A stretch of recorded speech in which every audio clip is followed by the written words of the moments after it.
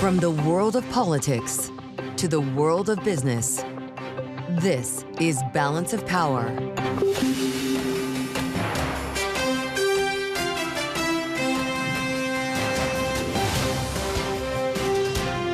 Live from Washington, D.C. Jobs Day and the markets are rising, along with moods at the White House. Welcome to the Friday edition of Balance of Power. As monthly data reassures the market today, even as President Trump calls on the chair of the Federal Reserve to cut interest rates by a full percentage point. Alongside Kailey, Leinz, I'm Mathieu in Washington. Thanks for being with us here on Bloomberg TV and radio. Kailey, no one thinks that's about to happen. Yeah, no, the Fed's not even thinking about cutting 25 basis points at this time, let alone 100 basis points all at once. But that's what President Trump is advocating for as he continues to allege that the chairman of the Fed, Jerome Powell, is too late. Hence why he says go for a full point. He says that will be rocket fuel. The question is what kind of fuel the economy really needs when we look at 139,000 print on payrolls, at least for last month. We do have to consider downward revisions, though, when we look holistically at the picture the labor market's in. 4.2% unemployment. Feels pretty good just weeks after economists were ratcheting up odds on a recession. We're not hearing calls like that today. Granted, there are concerns about a slowdown or a moderation at least. We still haven't really seen the impact of DOGE cuts if they ever emerge. And it is an interesting moment at the economy, but not one that would call for an emergency rate cut, most likely. See, you said DOGE, and now all I can think about is the fallout between Donald Trump and Elon Musk. Although it seems Elon wants cooler heads to prevail, or at least he said it's good advice to whoever told him on Twitter or on X that they should cool down for a few days. He told Bill Ackman he's not wrong, that the two should make peace for the good of the country. But it doesn't seem like President Trump is super eager to mend fences at this point, as the White House says these two are not going to talk on the phone today. That's right. The president says he's moving on. He's got a job. And there were reports there might be a call to sort of cool things off. Not going to happen today. No plans for one anytime soon. I think that the bromance is broken. Yeah, at least Tesla is having a better day than it did yesterday. Not recovering entirely that 14% loss, but still we're up on the day along with the broader equity market. So let's get a check on those markets now and turn to Charlie Pellet up in New York. Hey, Charlie. And good day from New York. We have got Tesla shares advancing now by 5.8%. With the Dow, the S&P, NASDAQ solidly in the green right now. The jobs report seen as solid but not spectacular. A whole lot more on that report coming up with our Anna Wong in just a moment here on Balance of Power. The S&P right now up 48. That is a gain of 0.8%. The Dow up 309, up 0.7%, while the NASDAQ Composite Index up 201, up by 1%. Again, Tesla up 5.8%. Our Mag 7 Index up now by 2%. All 7 members of that index, by the way, are advancing. The 10-year 4.48%, the 2-year 4.03%. Gold retreating by $29 the ounce to $33.23, a drop of 0.9%. West Texas Intermediate crude up 1.8%, $64.52 for a barrel of WTI. Bitcoin now surging by 4.4% at $104,901 on a Bitcoin. Tesla leading gains on those Mag 7 index shares after the electric vehicle maker rebounded after yesterday's 14% plunge. Again, Tesla shares climbing now by just about 5.7%. Again, recapping, S&P up 0.8% for on-demand news 24 hours a day. Subscribe to Bloomberg News now wherever you get your podcasts. And Balance of Power continues right now. Back we go to Washington. Once again, your hosts, Mathieu and Kailey Leinz.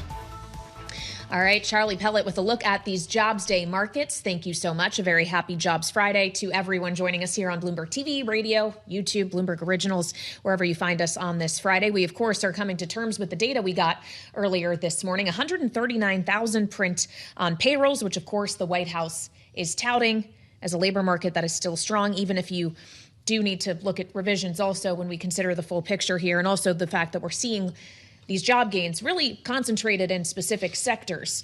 And we're going to get into this more with Anna Wong of Bloomberg Economics in just a moment. But we had a chance to catch up here on Bloomberg with the Labor Secretary, Lori Chavez de Remer, about this payrolls print earlier today. And this is how she framed the figures. And sometimes you gotta have the stool stand on several different legs. The president does a wonderful job at negotiations. The president will have a conversation with the Treasury Secretary, and he will determine when it's time to put the pressure on to lower those interest rates to make sure that we're still adding to the American economy and protecting the American worker. That's where we start our conversation with Anna Wong. Always a pleasure to compare notes on a jobs day with Bloomberg Economics chief U.S. economist. Anna, is this being framed properly in terms of moderation and good feels on Wall Street that this economy might be actually in better shape than a lot of folks thought? Yeah, so notice how the bond market reacted in an outsized way to just 13,000 upside surprise. I think that what this tells me is that the bond market and a lot of traders were positioned for a very weak print coming in.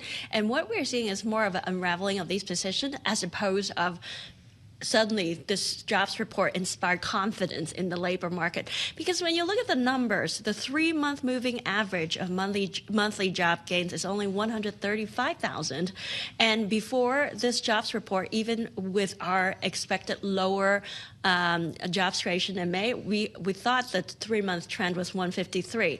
And of course, if you use the consensus forecast coming in, their expected 3-month average would be more like 170,000. So the trend, basically, the revisions, the 95,000 jobs downward revisions, led to a trend job growth pace that's actually lower than what everybody thought. So I would say that on net, the takeaway from this jobs report is actually it's weaker than what most people thought. Well, especially when we consider the kind of sectors where we're seeing hiring versus where we're not. Very heavy concentration in leisure, hospitality, and healthcare, not so much in the other areas of the economy. Yeah, so we actually had expected that leisure and hospitality would be a weak point, and also transportation and warehousing, given the steep drop in imports containers volume. So I actually thought that the fact that jobs are coming from there is a bit suspicious. And was signify that there will be downward revisions. We saw that most of the downward revisions in the last 2 months was in the transportation and warehousing sector. Last month, based on the printed data, you would have thought that sector added jobs, but they are all revised away today. The federal government lost 22,000 jobs in May. Is that the Doge, and is that as bad as it gets? So that part, we actually expected that, partly because every month you have a natural attrition rate of the federal workforce of roughly 13,000. And without being replaced, as there's this federal hiring freeze, you would naturally see at least 13,000 jobs, federal workers leaving the workforce. Just through attrition. Right, through attrition. And then on top of that you have maybe 7,000 more from Doge. And we know for a fact that many people are indeed being laid off from Doge, and they are not necessarily being paid. The new tranche of federal workers that are laid off are not being paid till the end of the fiscal year. So how is the Fed looking at all of this, Anna? And I ask this knowing that President Trump is looking at the Fed, having today taken to Truth Social to say too late at the Fed, which is how he refers to Chairman Jerome Powell, is a disaster. He goes on to say, go for a full point. Rocket fuel. Is there anything in this data that suggests the Fed will be thinking about cutting even a quarter point, let alone 100 basis points? Right. It's interesting because the administration is characterizing this job report as strong, yet recommending 1 point of cuts, which would be a panic cut if the Fed were to go for that. So the Fed is more focused on the inflation print. We are getting the CPI report next Wednesday, and Wall Street is very fixated on the CPI report right now. Interesting. The president isn't going to stop teasing or urging the Fed chair to do what he wants them to do. What does the bond market think about this? Are we still taking this seriously, or are we getting to the point where there's not much reaction to it? Powell.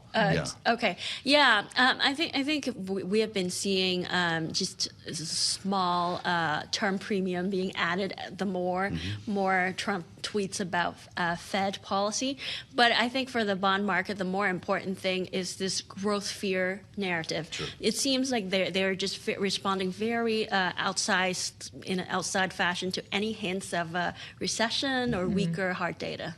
All right, Anna Wong of Bloomberg Economics, where she's our chief U.S. economist, joining us on this Jobs Day.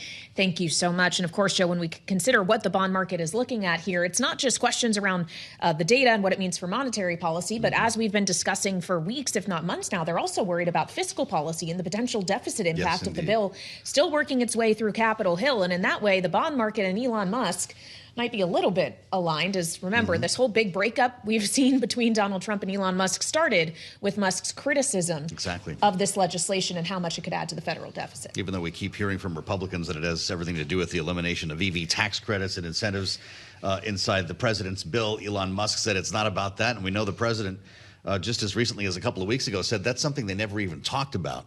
I will note, by the way, not much from Elon Musk in the last 24 hours on Twitter. Maybe he's finally getting a nap. Yeah, maybe he's taking the advice of the person who said, hey, you should cool off for a few days, to which he responded, good advice. The question is a cooling off necessarily amending offenses between the world's richest man and arguably the world's most powerful man? And on that note, we turn to Sununu, the former Republican governor of New Hampshire, who is joining us here on Balance of Power on Bloomberg TV and radio. Governor, welcome back. It's always great to have you. You, of course, are familiar with both of these characters that we are talking about here. Are you surprised that there has been a falling out between these two, or at the very least surprised by the velocity of the break? No, I am. I actually am. I've worked with both of them, and I thought cooler heads would prevail over the bill. I think Elon Elon has never been great with understanding the value of messaging and the timing, and he probably went a bit too far, not just saying, hey, we need to push back on the big, beautiful bill, but I think it was the you went to one Pennsylvania without me comment that really probably got under Trump's skin more than anything. And that escalated things. I do believe, though, cooler heads will prevail. There'll be some reconciling, a private conversation here. Things will quiet down. They'll get beyond the bill. They still want the best for this country. They have, on a couple issues they may differ here and there, but things are inflamed. I think the Democrats are excited. There could be a breakup of the two bros, so to say. But at the end of the day, I think there'll be some Cold War peace found. Well, Governor, it's good to see you. Welcome back to Bloomberg. We just heard from Elon Musk. He just posted while you were talking on X, very simply, Bannon is a criminal. Yeah, we're going to get right to the point here. I don't know if you've heard some of the remarks that Steve Bannon has made about Elon Musk over the course of this second term for Donald Trump. He weighed in with Politico saying that he and Peter Navarro are recommending executive orders to implement the Defense Production Act to seize both SpaceX and Starlink, take them under government control, while Elon Musk is investigated for his immigration status, security clearance, and drug use.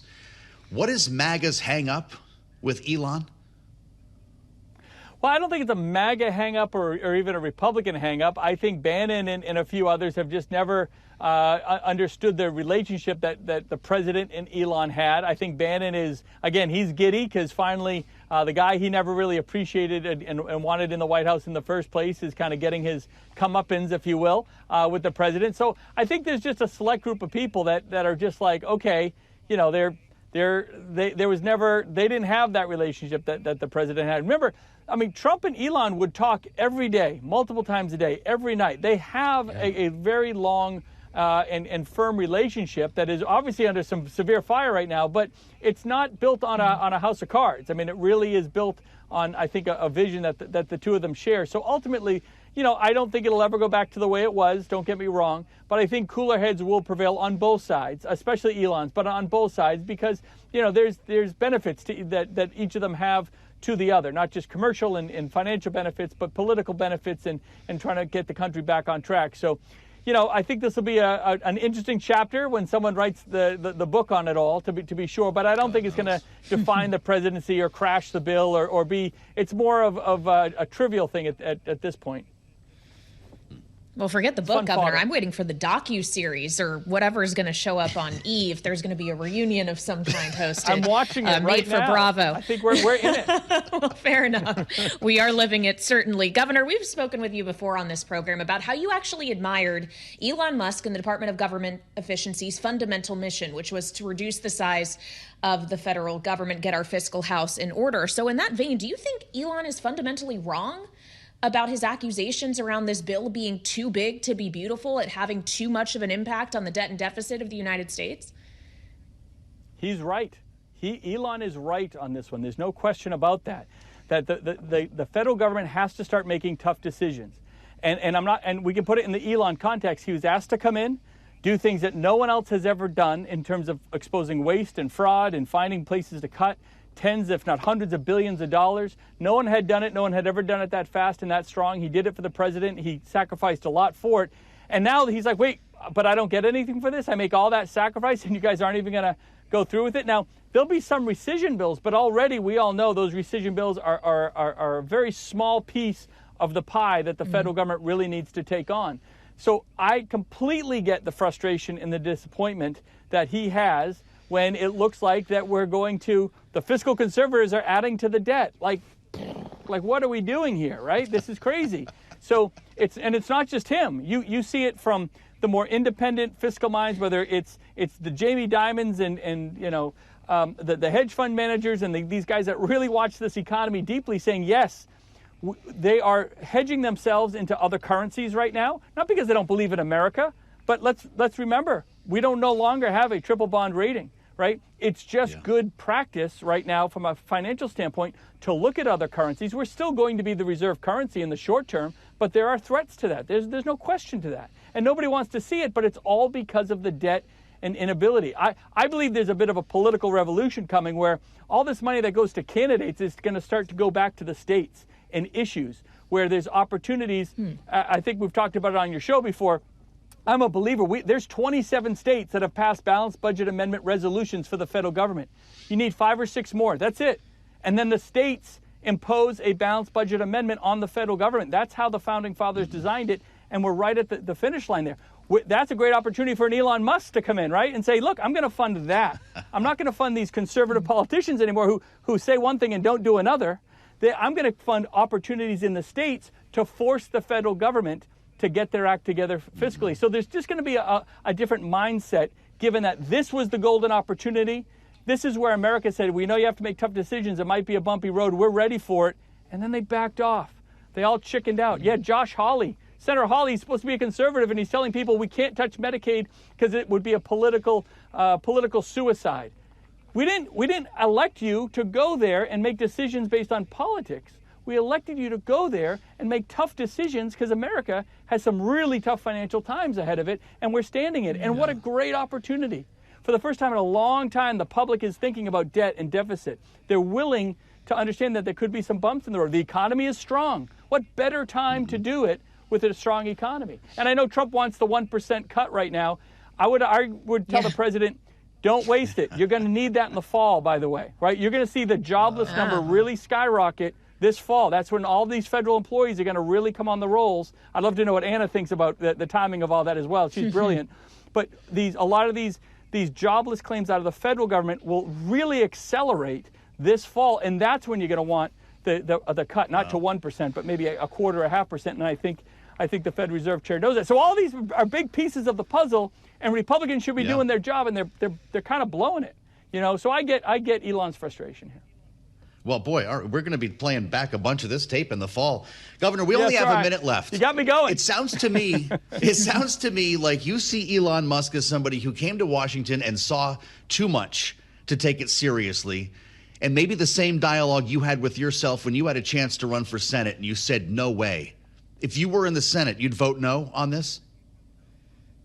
Yeah, I'd vote no on this bill. Yeah, I couldn't get it. Look, if you're not appreciating that of all these smaller issues we talk about, the debt and deficit are number freaking 1. And there's no 2, 3, and 4 behind that, because the car crash is coming. It's not politics. It is math, people, right? Inflation is going to skyrocket when we have to borrow when Social Security goes bankrupt. So look, everyone just needs to get their heads together, make some tough decisions, and put, America's financial future first. The world is counting on us to do the right thing. Wow. Thanks for not making us have to bleep you. Sununu, the former Republican governor of New Hampshire. Come back and see us soon. With Kailey, Leinz, I'm Joe Mathieu. This is Bloomberg. It's 1:21 on Wall Street. We do get markets all day long here at Bloomberg. Just getting word that Boeing has begun shipping commercial jets to China. for the first time since early April, indicating a reopening of trade flows amid the long simmering tariff war between the U.S. and Asia's biggest economy. Boeing shares right now, a member of the Dow, we do have Boeing shares trading lower, little change, down less than 0.1%. This on an up day for the rest of the market. The Dow, the S&P, NASDAQ, all advancing. S&P have been up as much as 1.3%. Jobs Friday, looking at a gain right now of 0.9%. We're higher by 53, 59.92, back below 6,000. Was trading above that big round number earlier in the day. Right now, the Dow up 343, up 0.8%. We've got NASDAQ up 227. That is a gain of 1.2%. Our Mag 7 index, all 7 members pushing higher. It includes Tesla. Tesla shares up 5.5%. The Mag 7 index up 2.1%. Your 10-year 4.48%, with the 2-year currently yielding 4.03%. Gold down 0.8%. Spot gold 33.25 the ounce, and West Texas Intermediate crude up 1.8%. 64.51 a barrel. Earnings news. Right now we have got shares of Lululemon Athletica after earnings plunging by 20.3%, and Broadcom after earnings down now by 3.9%. Balance of power continues right now. Back we go to Washington. Once again, your hosts, Joe Mathieu and Kailey Leinz. All right, Charlie Pellet in New York, thank you so much. I'm Kailey Leinz alongside Joe Mathieu here in Washington, where we all remain captivated by what is happening and or not happening between President Trump and Elon Musk, as things do seem to have quieted down in a big way today. In fact, no vitriol being exchanged back and forth on social media or otherwise between the president and the world's richest man. But yesterday was obviously quite a doozy. And it seemed that the doom spiral really started when the president was asked about the criticism Elon Musk was lobbying toward the big, beautiful bill on social media when he was sitting with the German chancellor in the Oval Office. This is what the president said at the time. I'm very disappointed in Elon. I've helped Elon a lot. Elon and I had a great relationship. I don't know if we're well anymore. I was surprised because you were here. Everybody in this room practically was here as we had a wonderful send-off. He said wonderful things about me. You couldn't have nicer. Said the best things. He's worn the hat. Trump was right about everything. And I am right about the great, big, beautiful bill. Since then, President Trump says he wants to move on, and reports earlier today of a phone call in the offing between the White House and Elon Musk have been disproven by Bloomberg. There is no phone call in the works, according to people familiar with the matter, and so we fester. Elon Musk is posting again, by the way. He took quite a few hours off Twitter and is now tweeting about Steve Bannon, calling him a criminal. Steve Bannon had even worse things to say about Elon Musk. As we assemble our political panel for their take on this, here we go again with Jeanne, Zaino, Bloomberg politics contributor with the Center for the Study of the Presidency and Congress, Lisa Camooso Miller, Republican strategist, former RNC comms director, and host of the Friday Reporter podcast. Lisa, I'm curious your thoughts on this, because Steve Bannon has been hating on Elon Musk since long before he went into the White House. Does President Trump move on and this becomes a MAGA versus Elon shouting match? I mean, you bet. The president doesn't have time for this kind of back and forth, and it really does seem very petty. But, you know, if you're Steve Bannon and you're looking for someone to go after, I certainly think that this is going to be one. And the other thing, Joe, that we've seen over the course of the last probably 30 minutes since I spoke to you last was that it seems like the Democrats are making some headway and some waves and you know, sort of olive branches into Elon Musk. So the Democrats are looking at Elon Musk as someone that they could very well connect with and look for opportunities there. So there's going to be a lot of repositioning and a lot of interesting things happen over the course of the next couple hours. And it's interesting, and it certainly is not a fight that is going to go away anytime soon, but it's going to probably land at Steve Bannon and Elon Musk, and Donald Trump, the president, will have other work to do and move away from this. Well, that's pretty incredible to consider, Jeanne. Not only that the president and Elon Musk can go from friends to frenemies or perhaps outright enemies, but that Elon Musk could go from arguably Democrats' enemy number one, aside from President Trump, to being something of an ally, something of an opportunity. I think that's going to be very, very tough for Democrats. You know, I'm here in New York, and we are looking at primaries in New York and New Jersey for mayor and governor, respectively. And I have to tell you, almost every one of the Democrats running has commercials and has made statements, a number of them, running against not just Donald Trump, but Elon Musk. So I'm not so sure it's going to be easy for the Democrats to go from making Elon Musk enemy number one and tied intimately with Donald Trump to then embracing him as somebody on their corner or on their side. So I think that's going to be tough in this election cycle. Long term, maybe if it was an issue of funding, incredibly helpful to the Democrats. But again, that's going to be a hard switch. Likewise, it's a hard switch for the GOP to be selling to us that Donald Trump is this cutter in chief. He is the person who can single-handedly take the government and shape it up and cut it, and then turn around when he raises the issue that the governor just mentioned to you about the deficit and say, oh, no, he's wrong about that. So on both sides, this is very tricky messaging for these parties.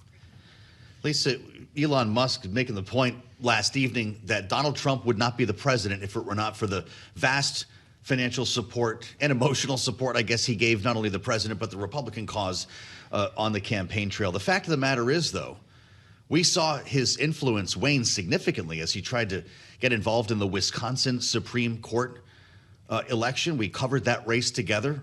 The conservative candidate lost. Musk said to have egg on face. And the Doge effort, forget the wall of receipts. He promised $2 trillion in cuts and came up with about $9 billion, I think was the number that we ended up with, at least in terms of this rescission package. Did Elon Musk actually do anything to help Republicans in Washington? I mean, I think if you're him, you probably have buyer's remorse. He spent a ton of money and has affected almost zero change. In fact, if anything, not only did he invest in his time and his effort in making cuts and trying to do all of the things that he did, he also suffered a tremendous loss when it comes to Tesla. So there's so much when if you're Elon Musk, you're looking at losses all across the board. And so any threat that he has really, it comes up empty when you look at it from a Republican point of view. So the threat of money in these races, it doesn't seem to make a change because Elon Musk makes the fight all about himself. And that, I think, is what turns this into more of a tit for tat and nothing really that will have any kind of political fallout other than Elon Musk eventually maybe quietly walking away. Well, when we consider the money here, it is worth pointing out that his net worth went down $34 billion yesterday alone, according to the Bloomberg Billionaires Index. Still, though, leaves him with $334 billion in wealth. So all things are relative, Jeanne. When we consider those virtually unlimited resources, to Lisa's point about perhaps the money not being so much of a factor for Republicans, do you really believe that even an incumbent Republican has no reason to be concerned that Elon Musk could, even more quietly, fund a harder to write, more fiscally conservative primary challenger and put you in a tricky position in the 2026 season? He absolutely could. I mean, this is somebody who spent, $250 million getting Donald Trump elected and getting himself to lead Doge, another 15, 20 on House races. If he spends just a scintilla of that he could have a huge impact on any of these individual races. And the other thing is, first of all, I have to say, Elon Musk doesn't do anything quietly. So I think everybody is dreaming if they think he can get away quietly. But he's also got 220 million or so followers on Twitter. And you can have a huge, huge impact that way as well. Just yesterday, he was telling his followers to call their congressmen and women and their senators and tell them to vote against the bill. As we all know, if you are familiar with Congress, even just a few calls bombarding an office can have a big impact. And he's got 220 million followers and eyes around the world on him. So he has a big megaphone there. And I think Donald Trump knows that, which is why he'd like nothing more than to reshape this conversation on the bill, probably smooth things over with Elon Musk and move ahead. And by the way, Kailey, don't you think Gwyneth Paltrow and Chris Martin should do some conscious uncoupling help with Elon Musk and Donald Trump? But don't laugh, Joe. And get them moving forward. What happened to that? This is more like Angelina Jolie and Brad Pitt. It's not the way it should be. Jeanne is not the first person who has suggested this is like right. Bradgelina all over again. This program has turned into the National Enquirer. The other thing too, though, to Jeannie's point, please, all of those followers, Elon Musk has selected all of them because he owns Twitter. So all of the followers, I'm not sure even all of them want to be following him. I think he made sure that everyone was following him when he bought that platform in the first place. Well, the whole let's go to the other extreme, Lisa. What are the chances that these guys make up this weekend and they're holding some news conference together on Monday? Tesla stock is up and the Doge is back, baby. I mean, that's entirely possible, isn't it? Never going to happen. Because why? You can't come back from the Epstein thing. You say that and you're done, right? Take the L out of lover and it's over, Joe. This is really the conversation we're having on Bloomberg right now. But there is serious consequence here, as we were just discussing, the potential campaign finance implications, the funding for candidates, obviously the various national security implications, the implications for Elon Musk's business. For all of that conversation, though, Jeanne, are we really sitting here on this Friday thinking that Elon Musk, through his social media tirades and falling out with the president, has actually fundamentally changed the trajectory of this legislation on Capitol Hill? Or for all of his stomping his feet, is this thing still destined to pass anyway?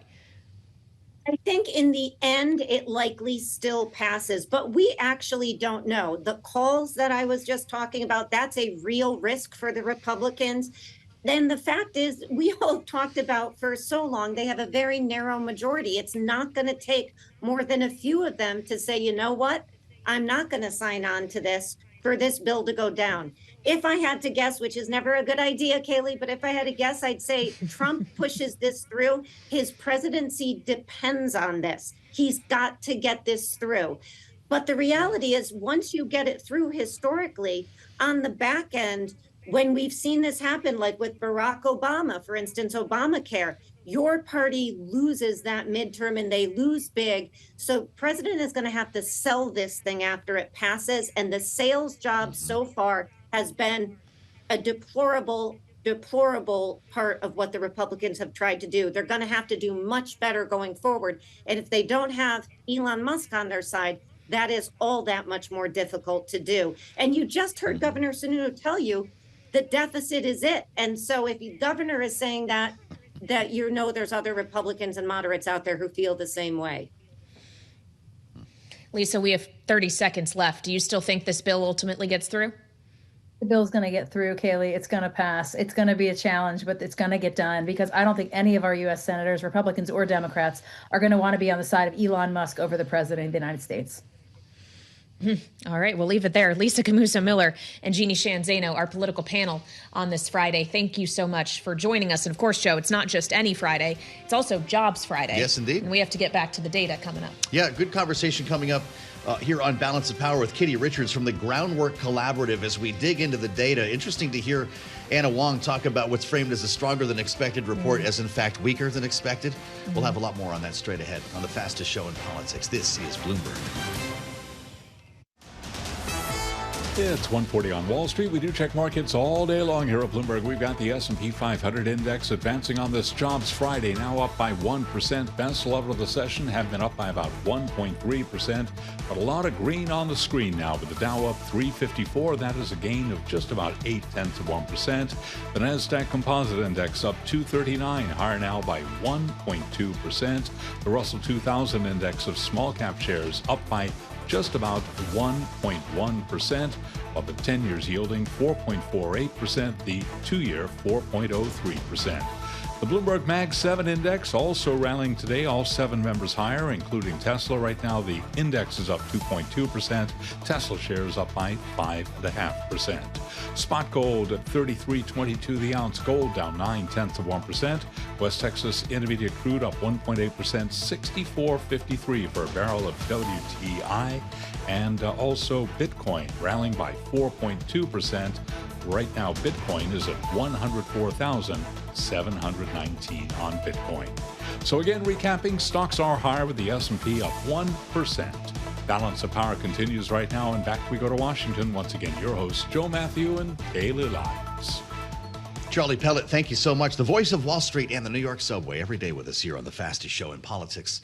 I'm Joe Mathieu alongside Kailey Leinz in Washington, where we've got our eyes on not just Bitcoin, but stablecoin. And when I say that, I mean the Genius Act, legislation that's working its way through Capitol Hill right now, something that we've been talking about for seemingly ever.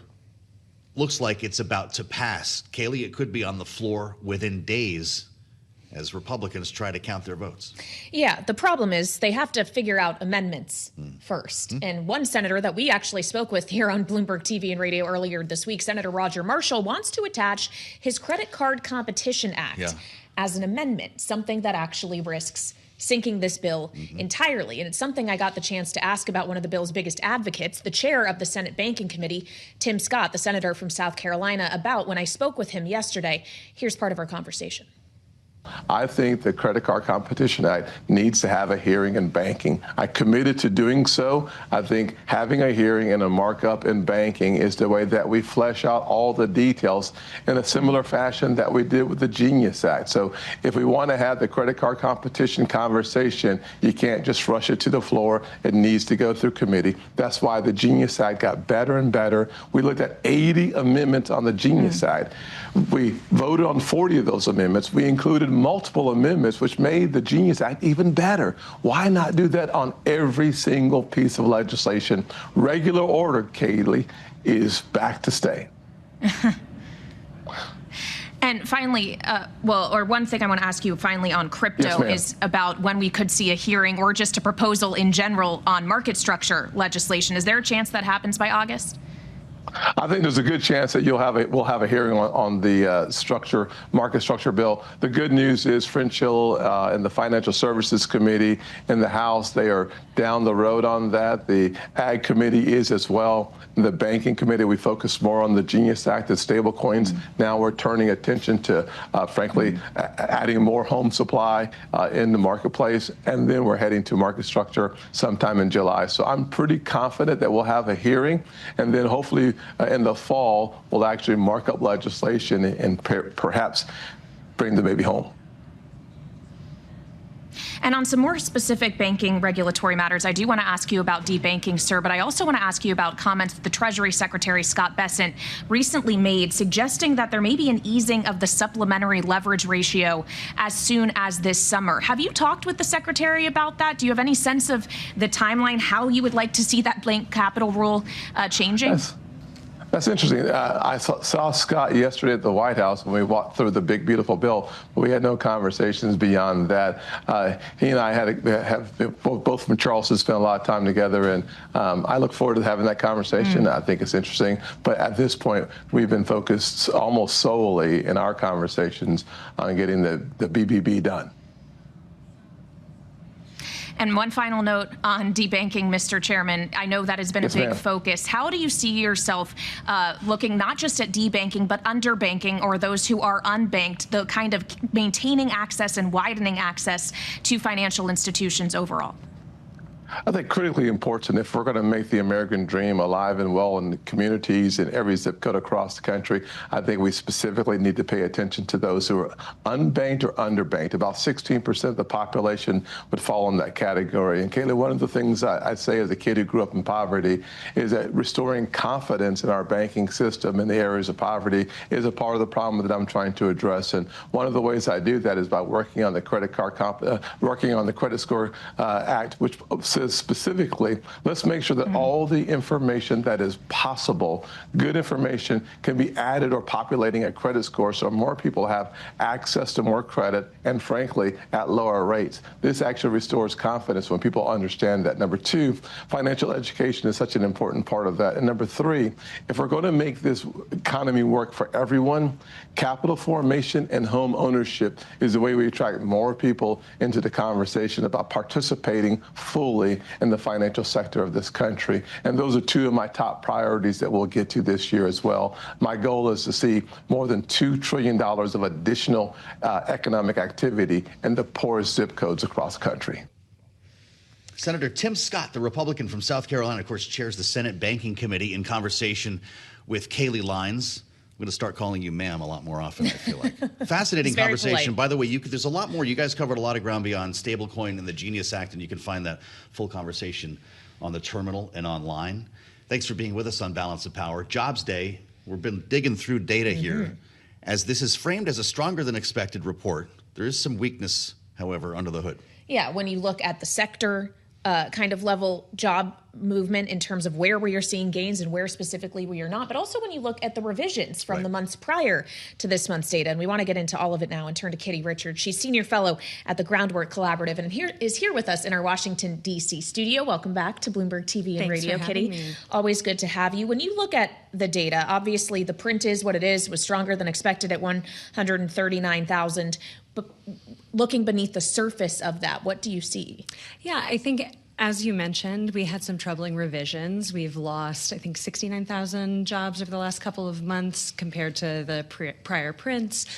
We were slightly above expectations, but part of that is that expectations were somewhat muted. I think that we are still in a wait-and-see posture on how the chaotic trade policies of the Trump administration and other things are going to impact the labor market. You know, we've already seen consumer sentiment tank, some troubling signs in investment and manufacturing, but some of those knock-on effects in the labor market are going to take time to show up as businesses hold back on investment, trying to figure out what's going to be happening, and as some of the tariffs that are already in place work their way through the economy. So cut rates by a full percentage point. Emergency cut, Donald Trump says.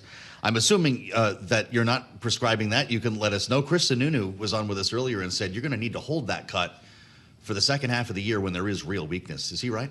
I think that the Fed is in a really difficult position because one of the things that you worry about is labor market effects, as we were just talking about, tend to come at a lag from other economic effects. And so you worry about getting behind the curve. That's a phrase you hear a lot with the Fed, that if you don't act until you start to see dramatic softening in the labor market, that softening can happen very quickly and then become a self-fulfilling cycle.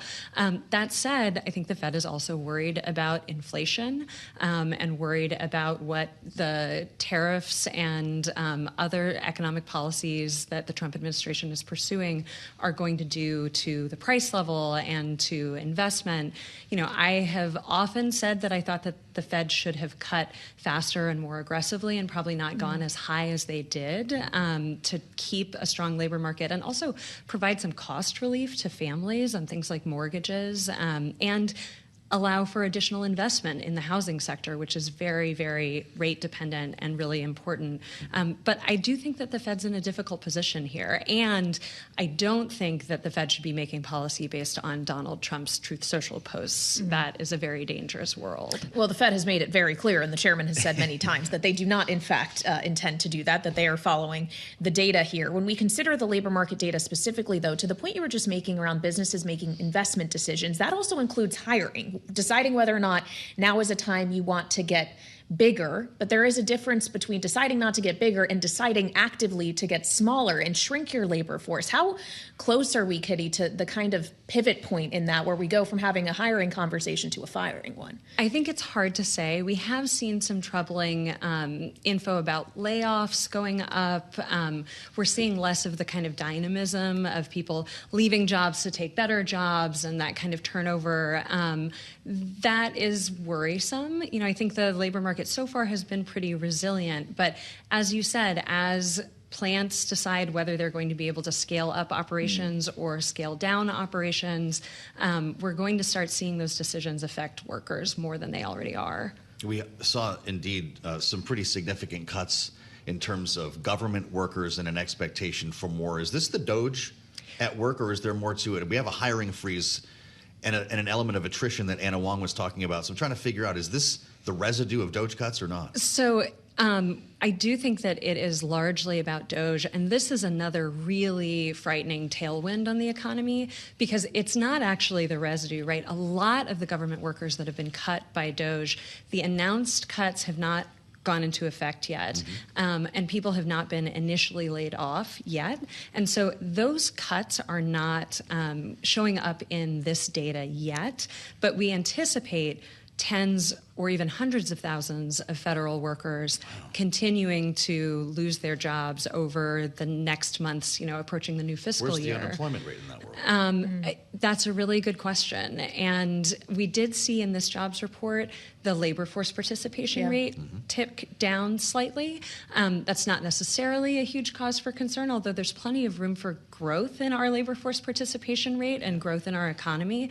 But one thing to bear in mind is that makes the denominator on that unemployment rate different. And so when the labor force falls, you can see a kind of artificial propping up of a lower unemployment rate. And so it's something to keep an eye on. And if those federal workers struggle to find jobs amidst the, using their very specialized skills, and also those workers provide really important services for their local communities and for the economy. And so we haven't yet seen those effects really impact the economy to the extent that they probably will. But that is really worrisome. So that's something that could hit later. But Republicans also argue, Kitty, that also hitting later is the impact of the One Big Beautiful Bill. When the tax cuts are actually extended, people won't face a tax hike, they say. There will be some stimulus in the economy from things like no tax on tips or on overtime. How should we realistically be thinking about those effects, knowing that an extension isn't a deeper cut than what people have been currently experiencing? That's right. And also, I would point out that a big part of what One Big Beautiful Bill is going to do is take away health care from millions of Americans. The House-passed draft is going to have really serious repercussions. And, one of the things that we saw in the jobs report today was continued strong growth in the healthcare sector for jobs. We can kiss that goodbye if we kick millions of people off of their health insurance. But more importantly, workers and families need stable health care in order to do their jobs. And this is going to have a real drag on the economy. Some analysts have said that several 100,000 jobs could be lost in local economies because of these Medicaid cuts alone. And that is not made up for by no tax on tips. About 2% of workers earn tips, and they will be getting pennies on the dollar, while the vast majority of the tax cuts in the bill go to the very wealthiest among us. And I think, that's one of the reasons that this bill is incredibly unpopular. The American people understand that shoveling another $70,000 a pop to the top 1% is not going to help them afford a house, have their kids in school, have a good job. We've got about a minute left. Kitty, when do you start to get worried about the debt ceiling? We're talking about it in the abstract right now. We're dancing around an X date. There's a chance this bill won't be done in time, and there might have to be a standalone measure to handle it. The markets will freak out when that happens, presumably, on the concern that we could, in fact, default. How about you? I strongly hope that we do not see the kind of brinkmanship that we have seen in the past. We should not be in a situation where anyone is holding, our nation's credit you give hostage. Them the 4th of July before you get worried? I hope that there will be some way to deal with the debt ceiling that does not encourage folks in Congress to vote for massive cuts to Medicaid. Well, the calendar is going to tell us a lot here when it comes to that. Kitty Richards, Groundwork Collaborative, a great conversation. Welcome back. It's good to see you, as always, especially on a jobs day. Kailey, we're just getting started. 5 p.m. Eastern time, we'll be back on the late edition of Balance of Power. We're going to be watching Truth Social and X very closely. Yeah, everything's on social media these days. Us too, but also here on Bloomberg TV, radio, YouTube originals. You can always find us, and we'll see you later on right here on Bloomberg.